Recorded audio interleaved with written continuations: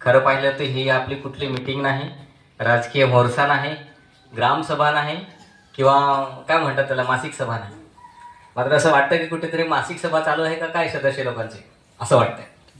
ठीक आहे, आपण जरी कमी असू तरी एकदम श्रद्धाळू आणि विश्वासू, ज्यांना खरोखर आदिवासींच्या बाबतीत अभिमान आहे, गर्व आहे की मी आदिवासी आहे म्हणून, अशीच लोक इथे आलेली आहेत अशी मी अपेक्षा बाळगतो. जास्त वेळ घेणार नाही. मात्र आजच्या कार्यक्रमासाठी उपस्थित सर्व मान्यवर, ग्रामपंचायतचे सर्व आजी माजी पदाधिकारी, आपली संस्कृती आणि परंपरा, मग ते नाच संस्कृतीची असेल, वादक संस्कृतीची असेल किंवा आपली रीतिरिवाजाची असेल, ह्या सर्व परंपरेतले म्हणजे आपली सर्व जीवनशैली चालवणारे सर्व बुजुर्ग ज्येष्ठ ह्यांना मानवंदना करतो. तर मित्रांनो, आज आपण 9 ऑगस्ट ह्याचे एक सुंदर नाव दिलेलं आहे. आपण बघत असाल, जागतिक आदिवासी दिवस किंवा जागतिक आदिवासी सन्मान दिवस.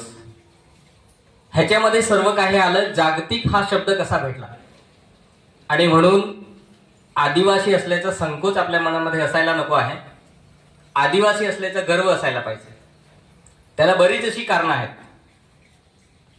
सर्वप्रथम कसं आहे की आदिवासी ह्या शब्दाचा अर्थ आपण व्यवस्थित समजून घेतला पाहिजे. जसं रमेश भुरकुड यांनी आपल्याला सांगितलं की ह्या पृथ्वी तलावर जर का सर्वात पहिली मानवाची जात उतरली असेल किंवा जी तयार झाली असेल तर ती आदिवासी, आणि त्या आदिवासी जमातीतले आपण सर्व.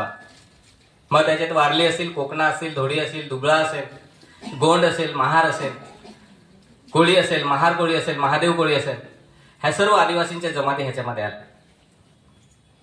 तर अशा प्रकारे आपण बघायला गेलो तर आदिवासी म्हणजे काय आहे? आदि म्हणजे सर्वात आधीपासून, वासी म्हणजे रहिवासी. ह्या पृथ्वी तलावर सर्वात आधीपासून रहिवास करणारा म्हणजे राहणारा तो आदिवासी. आणि म्हणूनच नैसर्गिकरित्या ह्या पृथ्वी तलावरचे सर्व जे काही जल, जंगल, जमीन, ह्या सर्व संपत्ती आहेत त्याच्यावर नैसर्गिक हक्क हा ह्या आदिवासींचा लागत असतो. मात्र आज आपण परिस्थिती बघतोय कसं चाललेलं आहे. मित्रांनो, कसं आहे की जागतिक आदिवासी दिवस, जसं गुटे साहेबांनी आपल्याला सांगितलं की 1994ला युनायटेड नेशन्स ऑर्गनायझेशन, संयुक्त राष्ट्र संघटनेने पूर्ण विचार मंथन केल्यावर जवळपास 50 वर्ष ह्या संघटनेने विचार मंथन केलं.